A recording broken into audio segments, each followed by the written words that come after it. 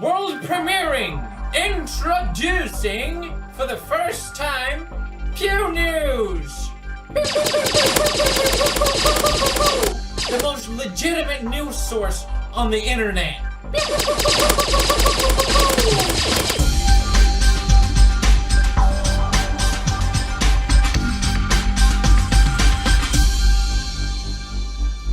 Pew News, the place where we talk about things that happen on the internet, topics that are of interest. News number 1: J.K. Rowling is under the fire lately. J.K. Rowling responds to gay Dumbledore controversy. J.K. Rowling, the wonderful author who didn't take a second before calling me out publicly for being a fascist. Thank you, J.K.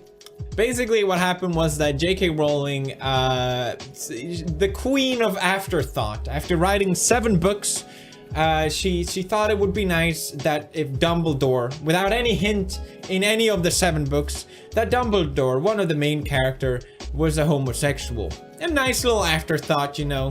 Of course. And you know why? Because they're no different.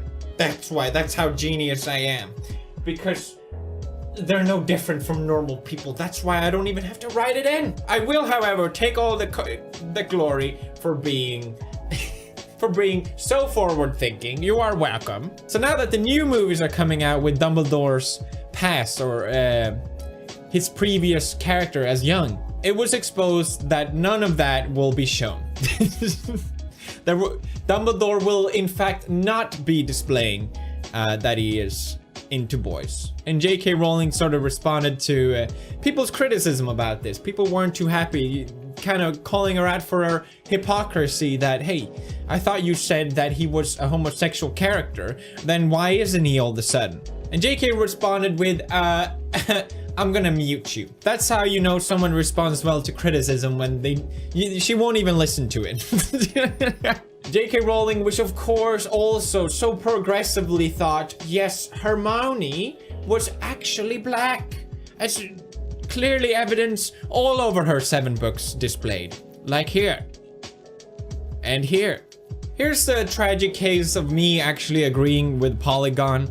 Fantastic Beasts sequel needs to show Dumbledore's sexuality, not just hint at it. You have created a world with werewolves, wizards, and all kinds of shit. I don't watch Harry Potter or read the books, but I know you got magic in it. But a man publicly displaying that his sexuality, that's too far. That cannot exist in this world. Thank you very much. It's like she wants the cake and eat it too, and people call her out on it, and she's a crybaby. J.K. Rowling is a lost billionaire woman who can't face criticism. Nothing new here. The next news. Logan Paul went skydiving and his main parachute didn't open. Oh my god. I think that's the wrong emoji that they used. They should have used that emoji, or perhaps. Many of you asked what my opinion was about Logan Paul returning to YouTube, and it's pretty simple. He should be able to return. There shouldn't be any problems with it. I personally don't have any problem with it. I, for one, love seeing slow-mo shots of Logan Paul with a serious face. Maybe petting his dog, or maybe just wrapping his fingers together. That's what I subscribe for Logan Paul, and I'm glad that he is back doing what he's doing best. I think as a society, as human beings, we just yes, touch the stone. That includes me too. That's something I'm learning. Something else to Can I just say, I love his haircut. It's just perfect. It just made me completely forget about everything. I need a new haircut. That's better. I guess the thing about this video is that Logan Paul's initial video that started all the drama, it was made to make himself look better in the eye of suicide. That's what he did. He just did it so miserably that it just completely collapsed. And at the end of the day, this video is doing the same thing. He's trying to make himself look better in the eye of suicide. There's really no difference, but the general thing to learn here, that it's okay to do that. It's okay to benefit from suicide as long as you're doing it in the right way.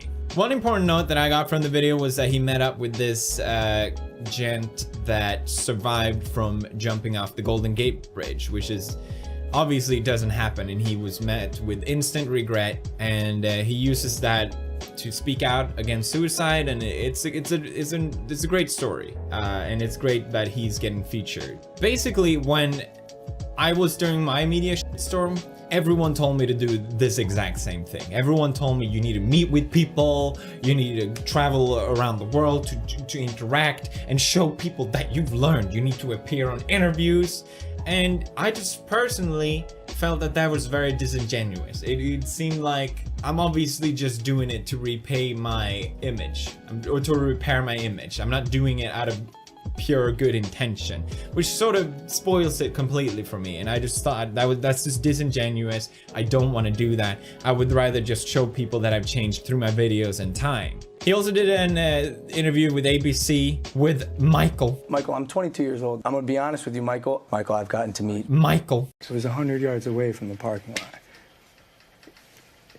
It doesn't make any sense. And I believe it happened for a reason. So apparently, because it was just 100 yards from the parking lot, and Logan Paul found a dead body, it happened for a reason. Logan Paul is on a divine path of redemption. This all happened for a reason. Who would have thought it would have happened? No one. For parents out there, because you're the father of 13-year-old twin girls, it's very hard to know everything that your kids watch. Yeah. And there are a lot of parents. Who are not gonna pay for your merch anymore. Every parent I meet whose kids are under the age of like 12, I go, hey, you let your kids watch my stuff? That's right, parents. Don't worry about everything that happened. It wasn't Logan Paul's fault. It was your fault, okay? You should not have let your kids watch his videos. What are you, stupid parents? Come on, man. What are you doing, parents? Obviously, it's not Logan Paul's fault. When you put out content like that, do you realize the age of your audience? It's odd because, Michael, I'm 22 years old. It's not like I'm making content necessarily for kids. Mm-hmm. You 100% are making content for kids, Logan. You know your demographic. Every YouTuber ever knows their demographics. That's how you're successful. It's in your analytics. And it's also, you meet them. I know people say, well, only the young ones show up at events like this and stuff like that. But no, when I did my meetups, there were all the people there too. They were not just all kids. In fact, there were more young teens and or young adults than kids. You're lying. You're just lying. I try not to live my life thinking about money.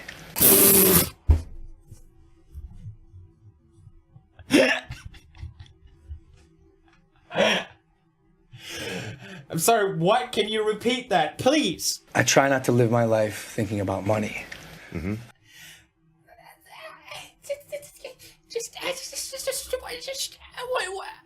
Your whole channel is built about money, Logan. It's the only thing that draws in these little kids to look up to you. Oh, look at all these flashy car you have, the mansion. Your whole brand is built around it, Logan. Are you kidding me? The 2017 year in review video, where do I begin? I guess I could start with this. At 22 years old, I bought my first house for $6.5 million. Mm-hmm. But I wasn't quite satisfied, so I had a koi pond put in. Mm-hmm. Painted the walls of the guest house. Mm-hmm. Bought a giant truck known as the Yeti. Mm-hmm. Bought a school bus, and then turned it into a cool bus. Mm-hmm. Installed a home theater system. Blah, blah, blah. More material objects. Guys, the point is I bought a lot of things, including this Rolex. Hey. Mm-hmm. I try not to live my life thinking about money. Like I said, Logan Paul should just keep making videos and be honest.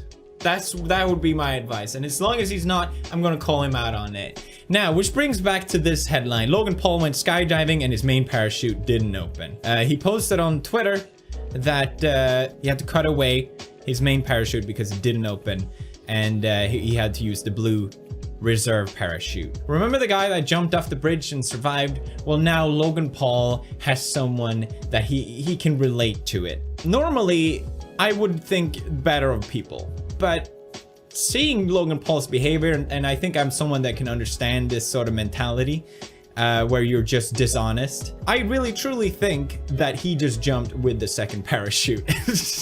I would not accuse people of this shit just out of superstition, but seeing all these track record of dishonesty and doing literally anything to redeem your brand, I'm gonna call it out. It seems too perfect for me to see him talk to a guy that jumped off the bridge and survived, and then this is gonna be his first vlog, right? This is gonna be his comeback vlog. I haven't seen it, it hasn't come out yet, but I'm pretty sure this is gonna be his vlog. And now he gets a chance to feel like, yes, you know, I survived a jump.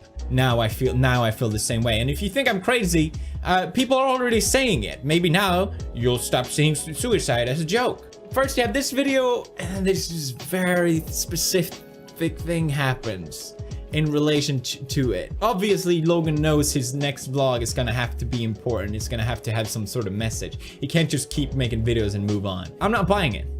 I'm not buying it. I know people will think I'm crazy, like I'm put on a tinfoil hat or something. I'm not buying it. I'm not buying it for a second. Stop being dishonest, Logan. That's all you have to do.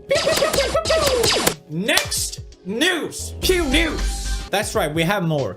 Susan Wojcicki tweeted, CEO of YouTube, I think that's her position at least, that she's been listening closely to your thoughts and ideas for the past year, so I wanted to share my priorities for creators in 2018. It's a long blog post going through basically acknowledging the issues, I would say.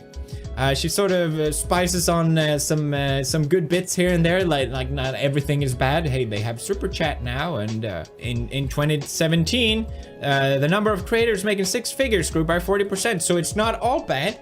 But she did recognize the demonetization in this message. She says, but even as our platform continues to do well around the world, too many of you unfortunately had to learn about it.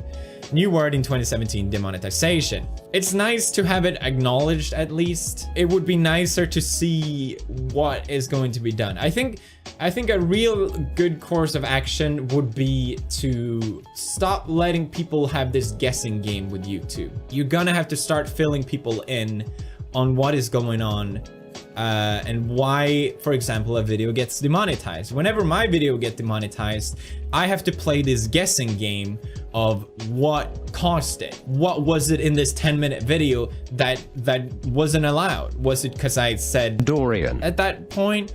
Was that too much? You never know. It's so, I wish they just say, hey, this doesn't fit into our community guidelines. I can go, oh, okay, I'll cut that out, not a problem. And then I can move on with my day. And instead having to spend hours of re-uploading, spending so much time. And I think this is a problem with most creators. When a clip gets claimed by another company, they take all the revenue of the video. So let's say I used audio from someone that I didn't know was copyrighted or something like that. It's hard to tell, I know. It's stupid, you shouldn't do it, but sometimes it just happens. And they claim the video, they get all the revenue. And plus that, they don't even have to say why they claimed it or what is claimed. There's still so many issues with the system, and they're making it harder for creators to earn their revenue that they deserve. You have really creative people really making amazing stuff that don't get the revenue. Just to give an example, you have this really creative meme video that I re-uploaded because I wanted to react to it. It's a really great video, probably took a shit ton of edit to put in. And it's to display the memes of 2017. If I showed this bit in my video, the company that owns this video can claim my video and take all the revenue for this entire video just because I showed it. That's enough to justify the claim. There's so many issues, and I think that's what needs to be addressed. Stop letting YouTubers have this guessing issue. I do think they are going to make an effort, and I'm glad this is talked about from Susan direct. I hope that Susan makes more statement like this. I think it's great. And it gives some transparency and generally a direct reply to the community. Pew news. What are your thoughts on some of the stuff that we discussed here today? Let me know. Also, make sure that you check out the new merch. Now it comes in hoodie. That's right. Leave a like if you enjoyed, and as always, squad fam out. Every parent I meet whose kids are under the age of like 12, I go, hey, you let your kids watch my stuff?